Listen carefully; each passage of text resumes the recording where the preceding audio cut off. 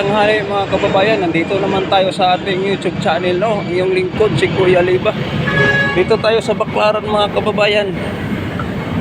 Papunta tayo ng MRT. Ako po ay nanawagan sa inyong lahat.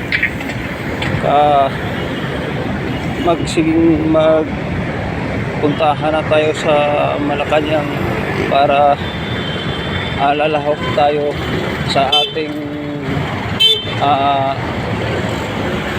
ipapahayag natin doon sa Malacanang na ang tax natin ay nilulustay o ninanakaw ang ating pera na wala namang dahilan na nakawin sana nila, kasi tayo po ay makialam sa ating mga makialam tayo sa ating tawag na pera dahil ninakaw, no?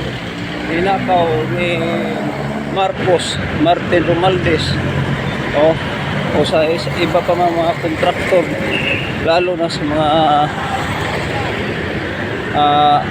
nandyan nakaupo sa gobyerno, although hindi lahat na magnakaw, napipili lang mga kababayan dahil ang ating hinahanap ang ating pera na nandyan sa kaban ng bayan.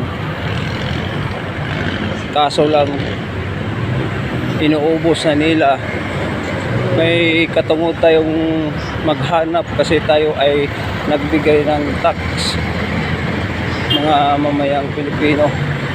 So hinahanan na po kayo, magpuntahan na tayo sa Malacanang, pagsama-sama na tayo dahil para ang ating mga masamang loob ay parating natin doon sa mga para marinig nila ang ating mga problema. O hindi pwede tayo manahimik na lang sa ating mga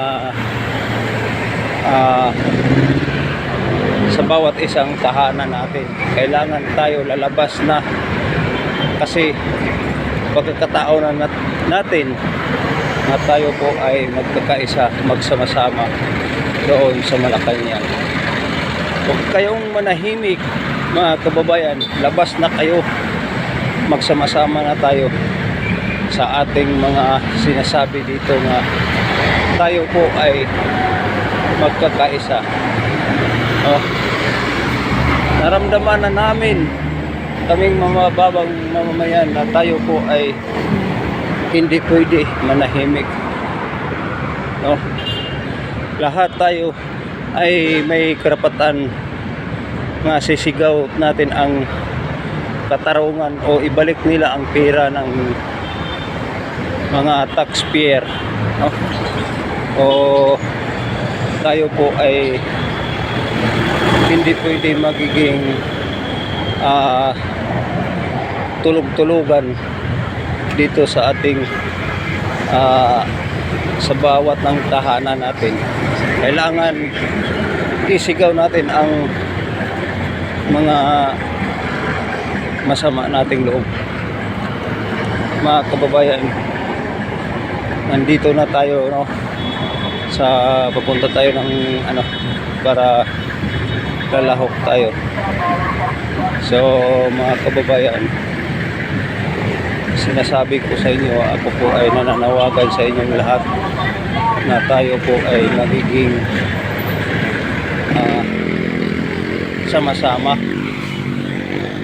para iparating ating mga problema o masamang loob, dahil tayo po ay nilulustay nila ang ating pera, no? Kawawa ang ating bansa, kawawa ang ating mga sumusunod, no? Yung mga bagong tubo, no? Hindi tayo papayag na magiging susunod ang mga bagong tubo sa mga sinasabi natin dito nga problema sa ating bayan, nga malaking utang ating bayan. Bakit nagkakautang? Dahil ang ating presidente ay isang bangag o mangnanakaw sa ating baba ng pera. So, nandito tayo, nanawagan tayo para makarating ang ating, kung saan makarating ating panawagan sa mga sulok ng mundo, makarating ang ating panawagan na tayo magsama-sama na papunta ng Malacanang para pababain natin ang BBM admin bangag. Mga kababayan, so sana mapakinggan ninyo ang ating mga panawagan. Nandito tayo sa sinasabing mag lakas loob tayo nga magsama-sama o magpunta tayo sa Malacanang.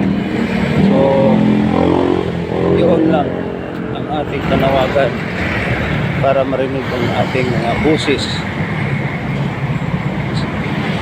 sa ating mga mamayang Pilipino. Maraming salamat.